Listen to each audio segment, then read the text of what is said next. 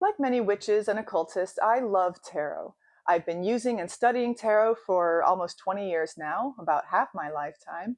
And early on, when I was learning the meanings for all the different cards, by the time I got to the star, I wasn't satisfied with the meanings that were given, the very ubiquitous, repetitive meaning of hope.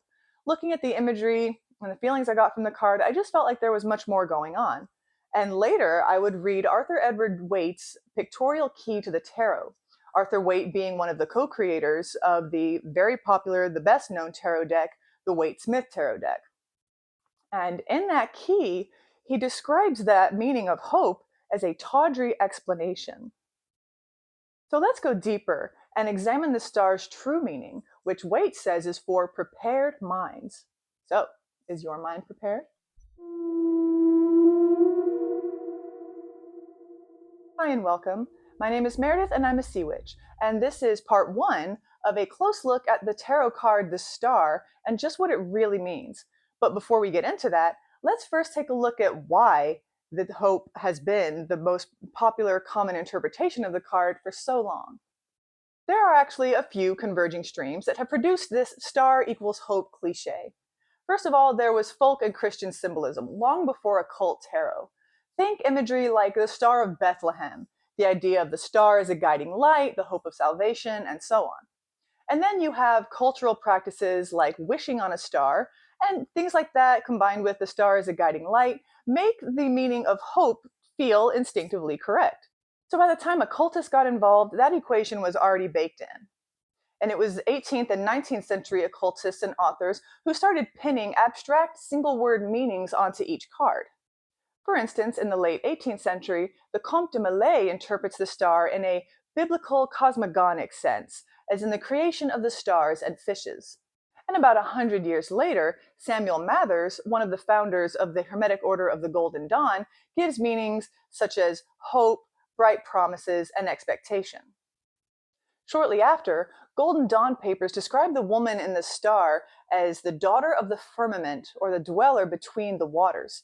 This hints at the card's mystical depth, but still they reduce it to things like hope and faith. And of course, Arthur Waite came out of that Golden Dawn tradition, so to make it even more messy and confusing, he himself does list hope as an interpretation of the card, but then immediately tells us that that is but a tawdry summary of something much deeper. So this meaning stuck so hard, parroted by every single tarot expert out there, for a few different reasons. First, there's the star's narrative position after the tower, which is very obviously visually and energetically chaotic. Modern writers are constantly describing the star in this position as the light at the end of the tunnel, renewal after destruction, and so on. Now, that is emotionally satisfying, and it's easy to learn and teach, as are the very popular beginner friendly one word interpretations, which of course don't do any of the cards justice. And visually, the card does suggest hope and peace and calm, but there really is so much more going on with all the different imagery and symbolism here.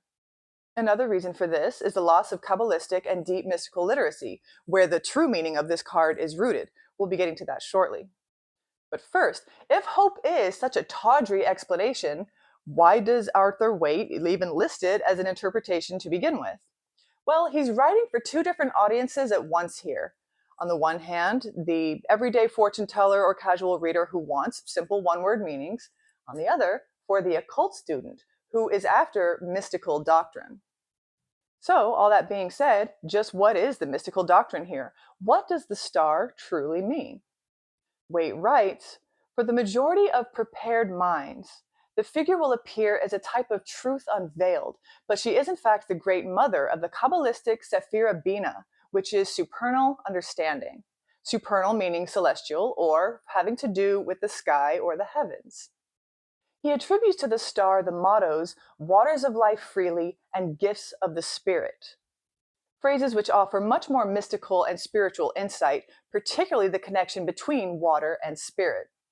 The cosmic irony here is that the card that is mainly about understanding is actually the most misunderstood card in the deck, flattened into hope, so we don't have to grapple with what it really asks. Are you open to a much higher order of understanding?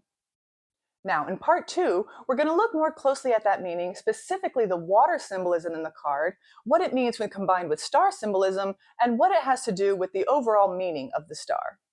I hope you'll join me for that one as we continue this mystical exploration. Thank you so much for being here with me today. Until next time.